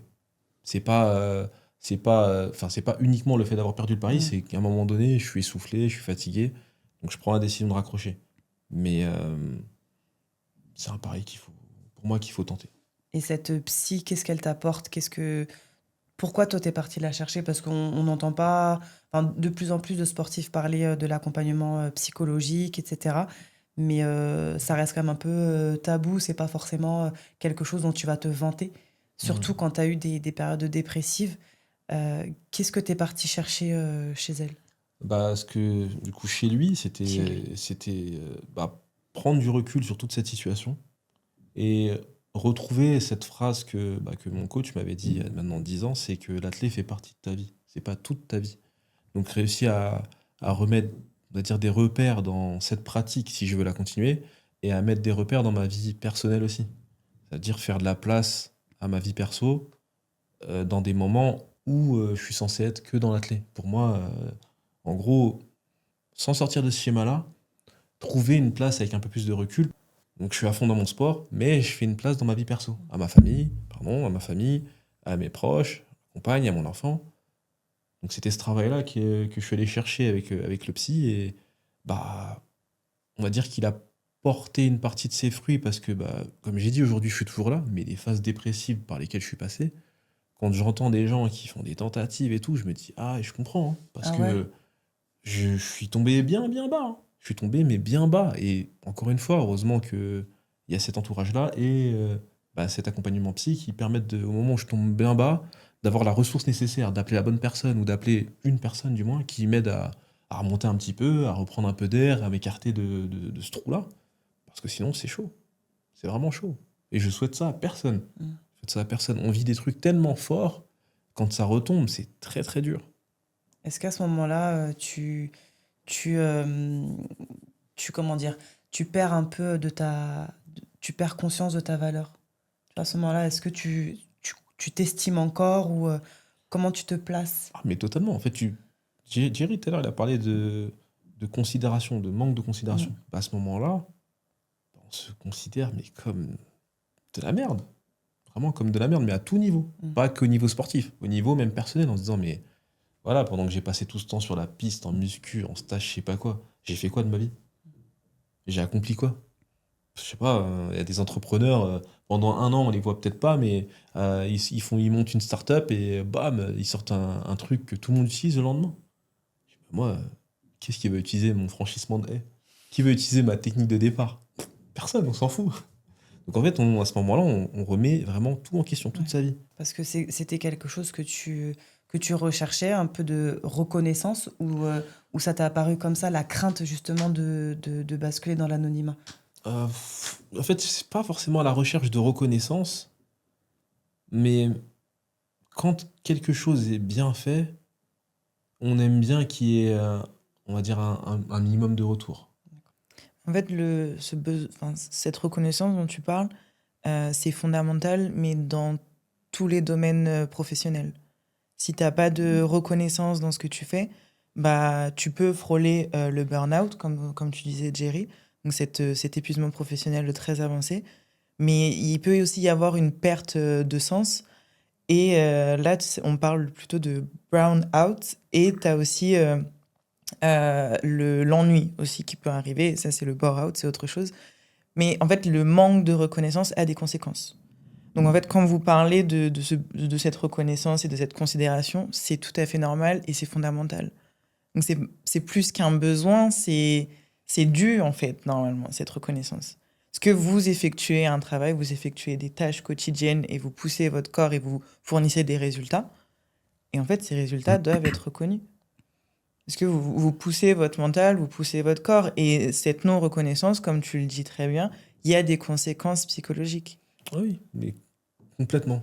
Et c'est intéressant que tu aies choisi un soutien psychologique et d'être du coup allé vers un psychologue. Toi, Jerry, c'était plutôt prépa mentale, si j'ai bien compris. C'est ça. Et en fait, c'est deux choses différentes. Tu vas avoir le prépa mental qui va être plutôt dirigé vers la performance et l'accès à la performance, donc qui va t'aider dans cette direction-là, même s'il va aborder des aspects de ta vie personnelle. Mais la différence avec le psychologue, c'est que le psychologue va vraiment prendre ta vie en général. Et exactement comme tu disais, le sport n'est qu'une partie de ta vie.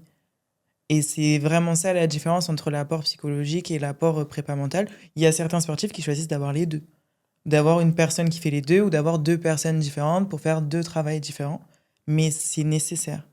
En vue de tout ce que vous affrontez, c'est nécessaire. Et je recommande encore une fois à tous les sportifs et sportifs qui nous écoutent de considérer cette option-là parce que l'entraînement physique et technique, c'est nécessaire, mais l'entraînement mental aussi et l'entraînement psychologique aussi. Et là, vous le rappelez encore et vous l'illustrez très bien aujourd'hui.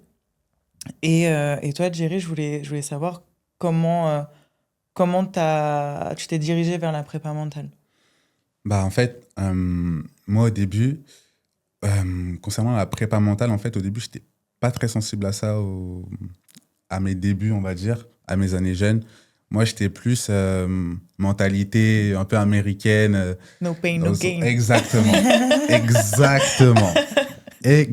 C'est exactement ça. Moi, c'était plus ça. Et même, je sais qu'avec mon ancien coach, on était plus de la vieille école, donc on n'était pas forcément prépa mentale, etc. C'est vraiment quand j'ai changé de coach, donc en 2023, je crois, ouais, en 2023, en fait, j'avais un partenaire d'entraînement qui avait commencé à travailler avec un prépa mental et il me disait que ça se passait bien et que ça pourrait être intéressant en fait pour nous tous, etc. Et à partir de là, moi en fait, je suis quelqu'un d'assez ouvert, donc je me suis dit pourquoi pas en fait. Pourquoi pas, je sais pas à quel point j'en ai besoin tant que j'ai pas expérimenté la chose. Et quand j'ai commencé à travailler avec mon prépa mental, je me suis dit mais en fait c'est pas mal. En fait, c'est bien, en fait, j'en avais besoin. Comment t'as accroché? Qu'est-ce qui t'a fait accrocher?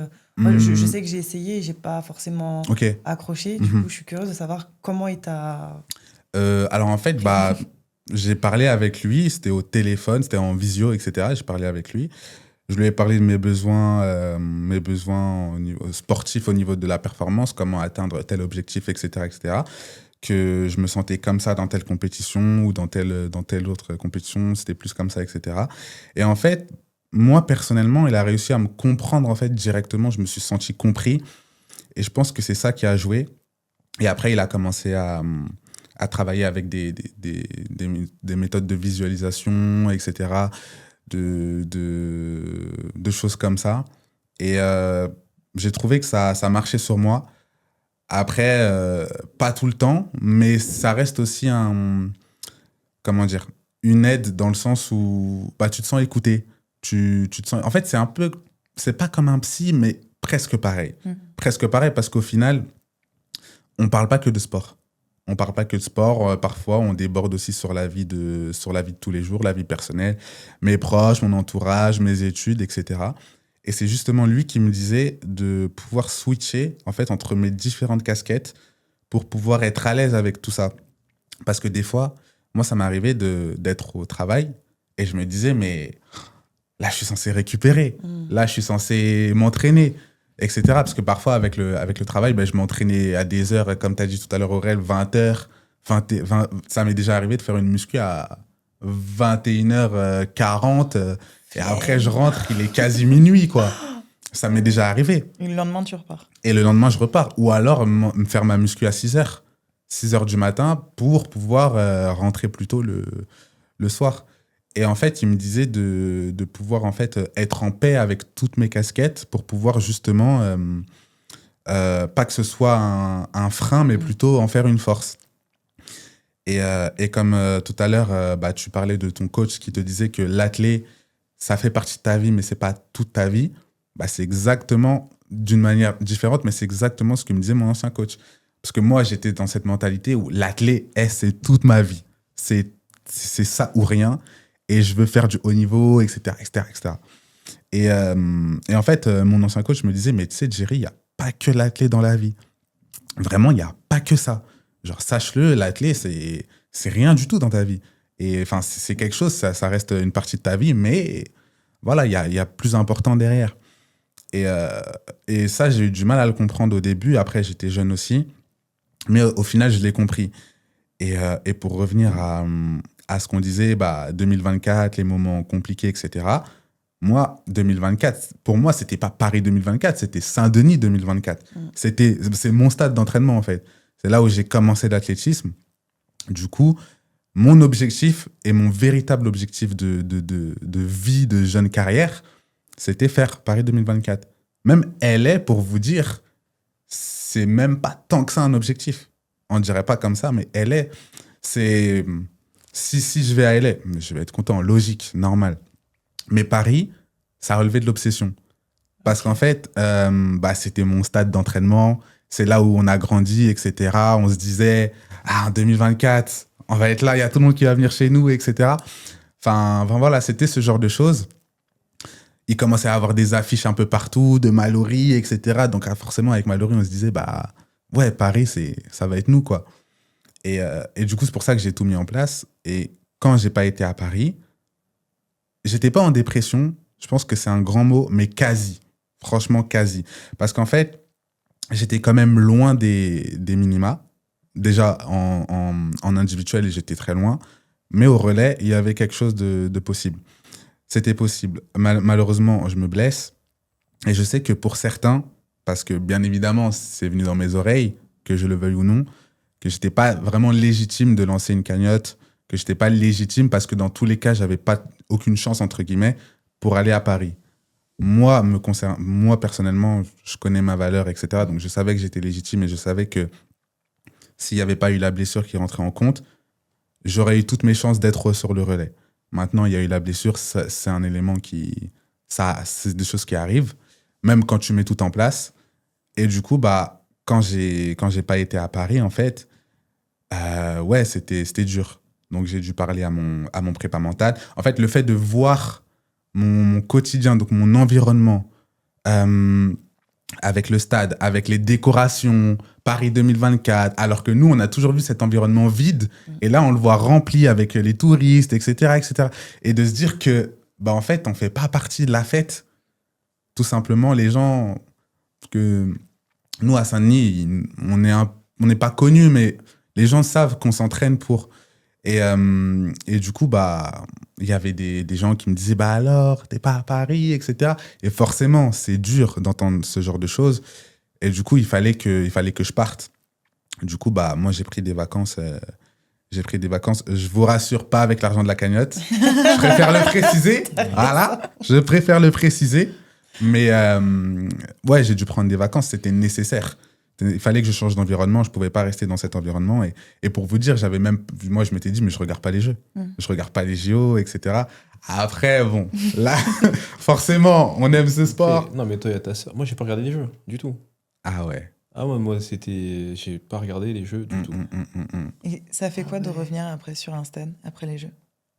Moi, c'était un test. En fait, j'avais dit à mon coach, quand je reviens en septembre, là, quand tu fais la reprise, je viens. Si jamais j'ai pas envie de revenir, je viendrai vous dire au revoir. Je viens en tenue, on va discuter, mais si j'ai pas envie de revenir, je vous dirai, c'est bon, j'arrête là. En fait, je suis revenu. La particularité, c'est que l'année dernière, qui est actuellement au championnat du monde, jusqu'au Maté, lui s'était fait le tendon d'Achille en avril 2024. Donc lui aussi, il a regardé les Jeux à travers ses centres de rééducation. Et lui, c'était sa reprise. Donc à sa reprise, ouais, tu vas où? Demain, t'es là, hein, tu reviens. Hein. Même là, aujourd'hui, si je lui dis j'arrête, il va dire non, je viens te chercher, c'est bon, on retourne à l'entraînement. Donc il y a ce truc-là avec mes partenaires d'entraînement qui a fait que je me suis relancé. J'ai eu envie de revenir au stade. Ça a été progressif quand même. Non, en fait, le premier jour, on a discuté. Je dis, ouais, en vrai, j'ai envie de revenir, ça va. Ça va. Mais ça aurait pu être définitif dans l'autre sens aussi, en disant, les gars, c'est bon. Les bouchons, tout ça, ça y est. C'est bon. C'est bon. D'où l'importance d'avoir un bon entourage. Un bon entourage et big up à ton ancien coach, parce que, comme j'ai parlé de mes frères, mais il y a ce côté fraternel aussi ou paternel qu'on peut avoir avec nos coachs ou même le préparateur mental, ou du coup moins le psy, ce lien qui se crée, qui fait la différence. Et je pense que c'est pour ça que t'as pas accroché, c'est parce que la personne que t'as vue, t'as pas, sur 1 heure ou 2 heures, je sais pas combien de temps ça a duré, vous avez pas su tisser ce lien. Et quand tu tisses ce lien, la personne, elle peut être lambda pour moi, mais pour toi, elle peut être ultra importante. Ouais. C'est vrai que avoir déjà la démarche d'aller chercher de l'aide, c'est compliqué. Ouais. Mais je pense que c'est même pas le plus compliqué. Je pense que le plus compliqué, c'est d'y retourner. Et de trouver. Et de trouver aussi. De trouver, en vrai. Parce que tu as la démarche de chercher quelqu'un. Ouais. Et de trouver la bonne personne, c'est dur parce que, comme tu dis, des fois, ça marche pas. Moi, ça n'a pas marché pour moi. Toi, ça a marché instantanément. Et tant mieux. Mais c'est vrai que quand ça marche pas du premier coup, tu relances les recherches. Tu dis, tiens, Jerry, je peux avoir le nom de ton prépa.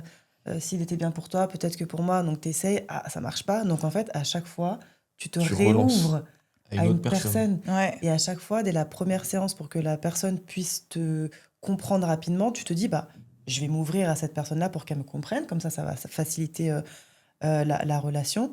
Et en fait, tu te réouvres. Donc, tu réouvres des plaies à chaque fois. Tu t'ouvres. Et ça marche pas toujours. Et ça, c'est hyper prenant aussi. C'est drainant. Franchement, c'est prenant. Donc, c'est heureusement violent que tu as trouvé quelqu'un. Ouais. Toi, le psy, c'est un psy qui te suit. Un psy, ouais. Tu l'as trouvé rapidement. Oui, ça s'est fait rapidement, facilement. Heureusement, et tant mieux. Mais prépa mentale, j'avais essayé, ça avait moins marché. Après, avant ça, je faisais déjà de l'accompagnement mental. Et après, comme j'ai dit, mon coach, il parle beaucoup, mais en vrai, il inclut de la prépa mentale dans sa façon de coacher. C'est-à-dire qu'il va nous chercher sur des petits points. On fait beaucoup de points avant et après les entraînements. Donc, en fait, il y a déjà une part de prépa mentale là-dedans. Mais ça n'empêche pas qu'on peut aller voir quelqu'un à l'extérieur. C'est toujours une ressource en plus. Et la chose que tu disais tout à l'heure, Jerry, c'est que ce qu'il y a de bien, c'est de trouver cette ressource. Toi, tu as senti que tu avais besoin de partir, tu es parti un peu. Tu disais que tu pensais pas regarder, finalement, tu as regardé. Au final, c'est ça, tes points ressources. Moi, mes points ressources, c'était je regarde pas du tout. Et je vais au stade. Est-ce que mes gars, ils vont me redonner envie et voilà, j'y retourne? Ou est-ce que les gars, je vais leur dire, bon, j'ai plus être un boulet pour vous qu'autre chose, donc continuez. Allez-y, je serai toujours là pour vous encourager, mais faites votre vie et moi, je vais faire la mienne très loin de la clé. C'est pas évident de rebondir après une épreuve comme celle-ci. Toi, ça a été particulier en plus. Ça a été de revivre une expérience qui avait été particulièrement dure à Rio.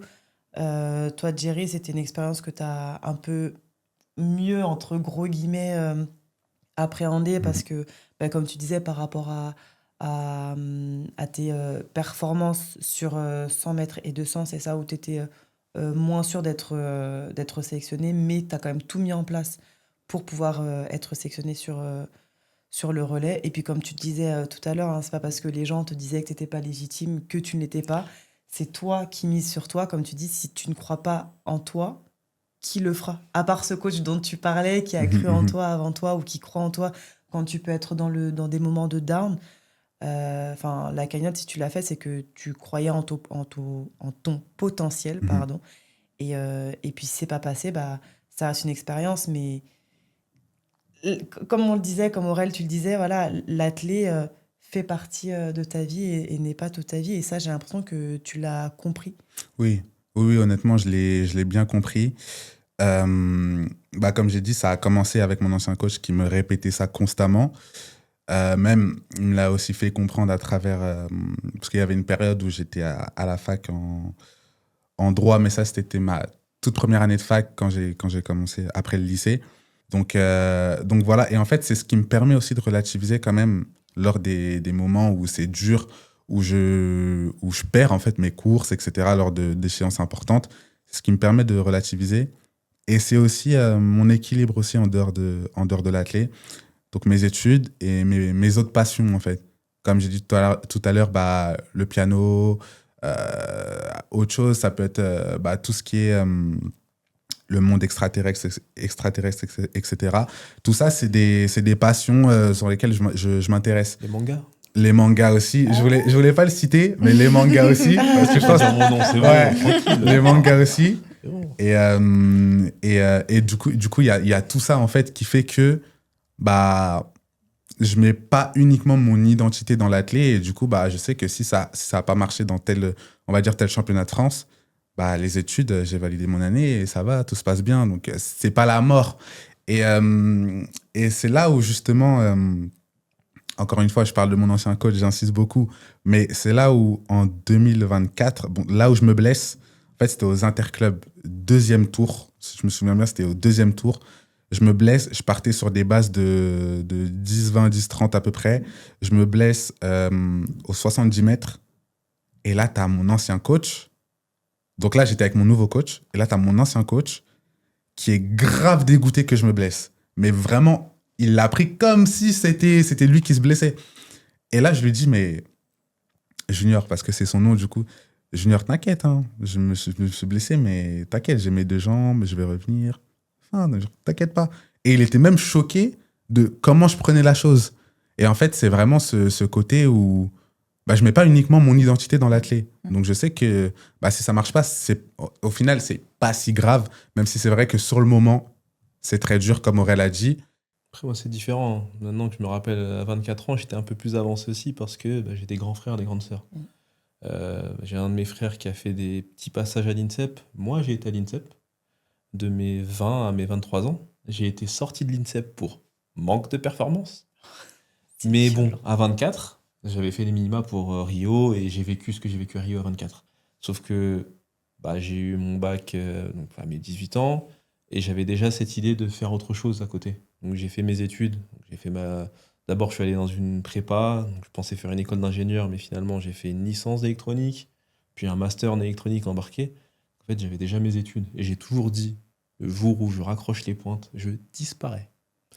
Et si j'ai des enfants, soit ils portent le nom de leur mère, s'ils veulent faire de l'athlé, soit je ferai en sorte qu'ils ne fassent pas d'athlé.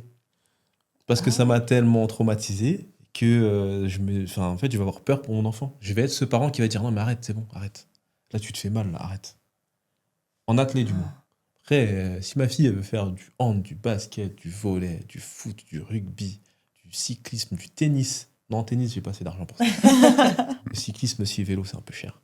Mais je vais l'encourager, c'est sûr.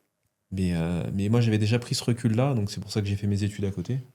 Et oui, parfois, je me raccrochais là-dessus en disant, ouais, de toute façon, je suis ingénieur. Bon, ça marche pas à l'athlé. Ingénieur, je peux forcément trouver un travail dans une société ou trouver 2-3 potes et on monte une société, une boîte avec un projet. Mais là, j'ai plus ces 24 ans. Ouais. Ça y est, là, j'en ai 33. À 33 ans, avec un enfant, on commence à se poser d'autres questions. Ouais, bien sûr. Donc, pour rebondir, c'est plus pareil. Mais oui, c'est sûr que, vu ce que j'ai vécu à son âge, ouais, ça va. Ça va. Je pense que si ça n'avait pas été à Rio, mais à Paris, je sais pas comment je l'aurais vécu. Là, le fait que ce soit loin, c'est passé pas comme une lettre à la poste, mais c'est vraiment bien passé. Mais si j'avais vécu ce que j'ai vécu à Rio au moment de Paris, ça aurait été différent. Ouais. L'impact aurait été vraiment différent. Il y a un tout dernier point. On a parlé tout à l'heure, tu as parlé des partenaires, Aurel. À quel point ils ont été importants, tu vois, dans ta carrière, parce que les partenaires accompagnent, peuvent te donner de la visibilité, te donner aussi des financements. Je ne sais pas si toi, Jerry, tu es accompagné par des sponsors ou des partenaires qui ont aussi un impact sur ta vie. Mais est-ce qu'il y a eu cette partie-là aussi qui a pu t'aider ou vous aider à combler et à remplir le frigo? Moi, complètement. J'ai été avec un équipementier pendant 2 fois 3 ans, du coup. J'ai eu 2 contrats de 3 ans. Se dire que pendant 3 ans, on n'a pas acheté des baskets, des t-shirts, tous les vêtements, des pointes. Voilà, on est des sprinters, on bourrine un peu au départ, hop là, il y a un trou. Ça va très vite. Une paire de pointes, c'est 180 €. Waouh! Donc 180 € que tu mets, moi sur mes années sponsorisées, j'avais minimum 3 paires de pointes dans le mois. Dans le mois. Et c'était le Ah ouais. minimum. C'est-à-dire qu'il y a des mois où j'en avais plus. Entre guillemets, ça incroyable, ça. sort pas de mon compte en banque. Ah Et en oui. plus de ça, je suis payé Oui. pour porter ces équipements-là. Je suis payé pour faire des campagnes, de la promotion. Et je suis payé si je suis encore plus performant. En fait, dans ces moments-là, ouais, c'est sûr que ça apporte. Et les autres partenaires aussi, c'est un échange de bons procédés. On va parler à quelques employés, on va faire un partage d'expérience. Et on est rémunéré pour ce partage d'expérience. Franchement, je vulgarise. Ça me coûte rien, moi, de partager mon expérience, Oui. comme je le fais avec vous. Mais se dire qu'il y a une entreprise qui me rémunère pour ça, parce qu'il y a des parallèles à faire avec les valeurs de la société et les valeurs qui souhaitent que les employés aient, en fait, c'est ultra cool d'avoir ces partenaires-là. Mais de se dire qu'ils disparaissent, c'est dur. Toi, Jerry, t'es accompagné par quelqu'un? J'ai été doté pendant un moment. Donc, j'ai pu avoir un équipementier. Une dotation, c'est quoi? En fait, on te donne juste des vêtements d'une marque. Ok. D'une marque précise. Tu n'auras pas de retour financier. Tu auras juste de l'équipementier. Et comme il a dit Aurel, en fait, ça te permet d'avoir des vêtements sans payer pour autant, etc. Et comme il a dit, on est sprinter. Les carbones, tu es un peu puissant au départ, c'est bon, tu t'éclates la bulle, c'est fini, quoi. Et le fait de recevoir des pointes, etc., plusieurs fois dans la saison, etc., des points, des vêtements, etc., ouais, c'est clair que ça enlève une charge. Ça doit faire du bien. Vraiment, je me mets à votre place, en fait, où quand tu dois faire des journées de 6h, 22h, que tu dois aller à l'école, que tu as une fille à nourrir, des trucs comme ça, tu reçois des chaussures, tu reçois ton équipement, en fait. C'est...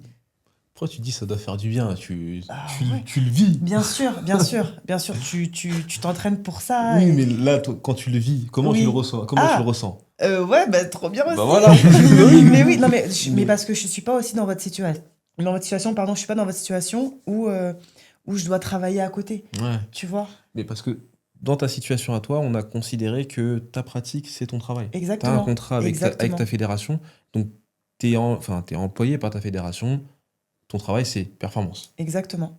Donc en fait, quand tu reçois tes affaires, tu te dis, ok, j'ai mon outil pour faire encore plus de performance. Exactement. Et je sais que tu as traversé des périodes compliquées aussi avec des blessures et des hauts et des bas. Et en fait, dans ces moments-là, tu peux te raccrocher à ton contrat et à ces contrats-là en me disant, ma direction, c'est la performance. J'y vais. Exact. Nous, c'est un peu différent. C'est pour ça que je me mets à votre place. Moi, c'est vraiment, comme tu dis, c'est du plus et je peux me permettre de penser que performance. Parce que j'ai ce luxe-là d'avoir un contrat, d'avoir une stabilité et d'avoir en plus un partenaire qui m'accompagne. Donc, c'est du luxe, clairement. Donc, je peux me projeter essentiellement sur la performance. je me mets à votre place. Parce que j'ai été aussi à votre place, hein, j'ai travaillé, je me suis entraînée, j'étais dans les études. Donc, ta vie, Jerry, je l'ai eu aussi. Et je me dis que ça doit faire un bien de fou, tu vois, d'avoir des pointes qui t'attendent chez toi, Ah, c'est tranquille, clair. sachant que tu peux facilement trouver une paire de pointes à 200 balles, quoi.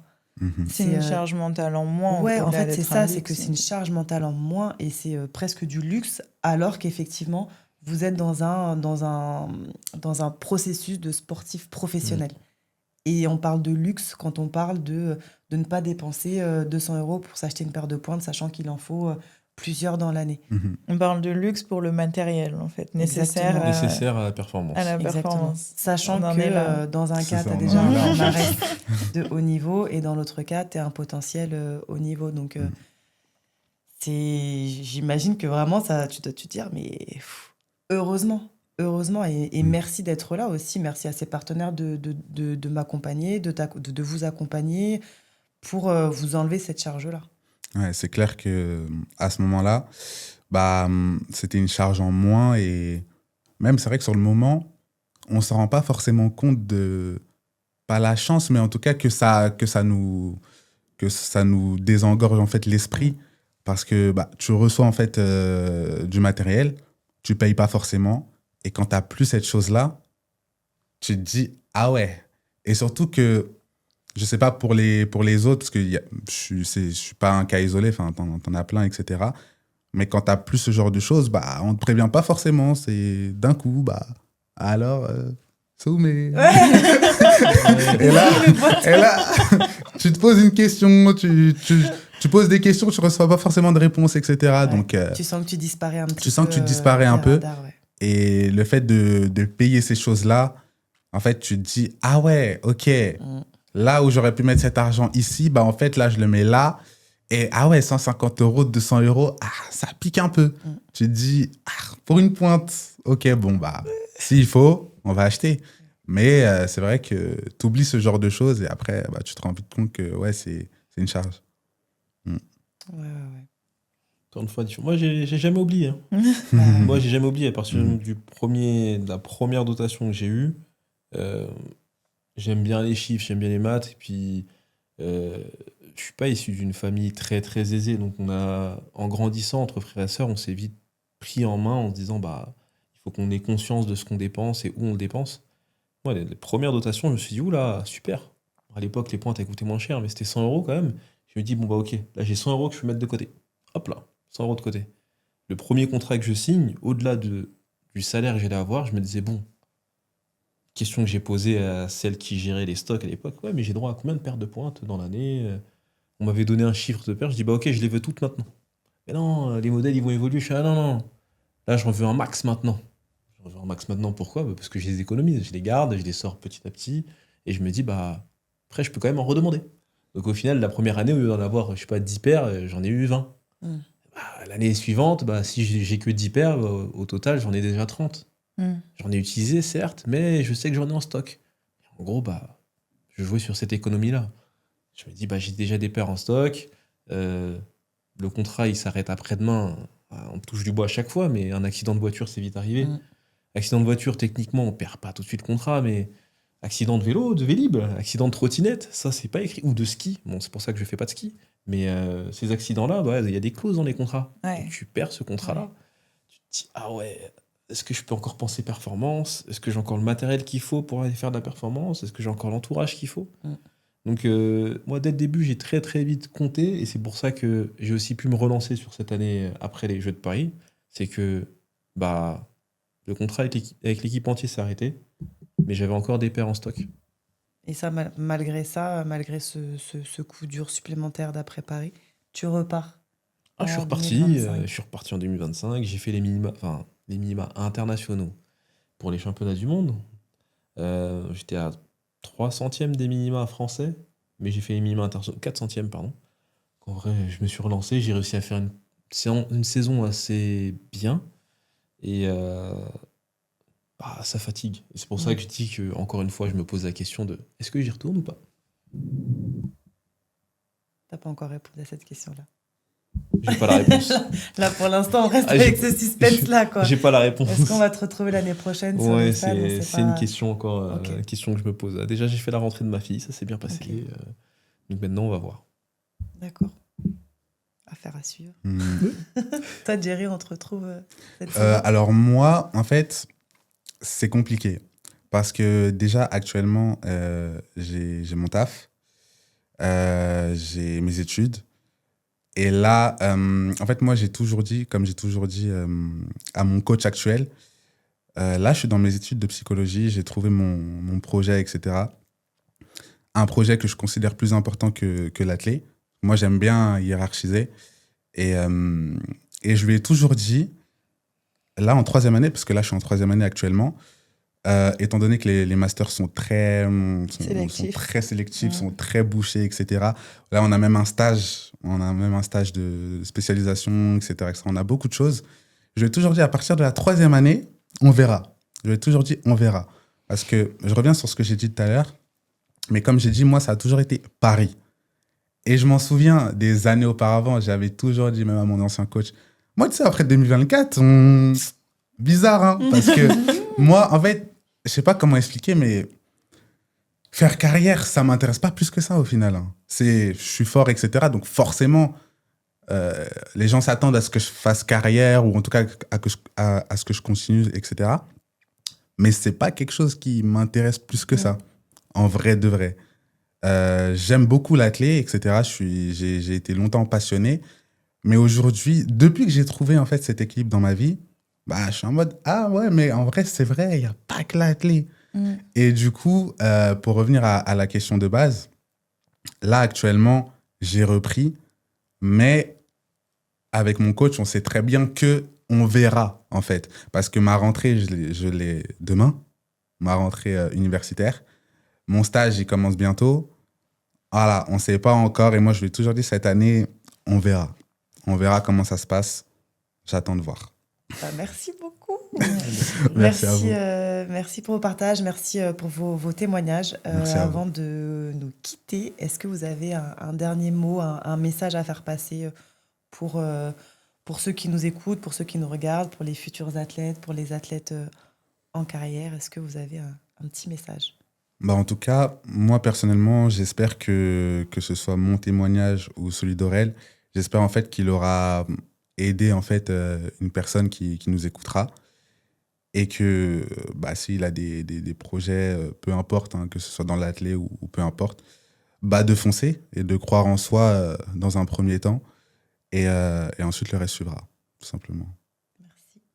Aurel, est-ce que tu as un message? Moi, si je peux ajouter quelque chose, c'est on est tous plein de potentiel dans plein de domaines et il faut pas oublier la notion de travail. Donc, le travail paye toujours. Donc, peu importe le projet, peu importe l'idée, travaillez. Parce que le travail paye toujours.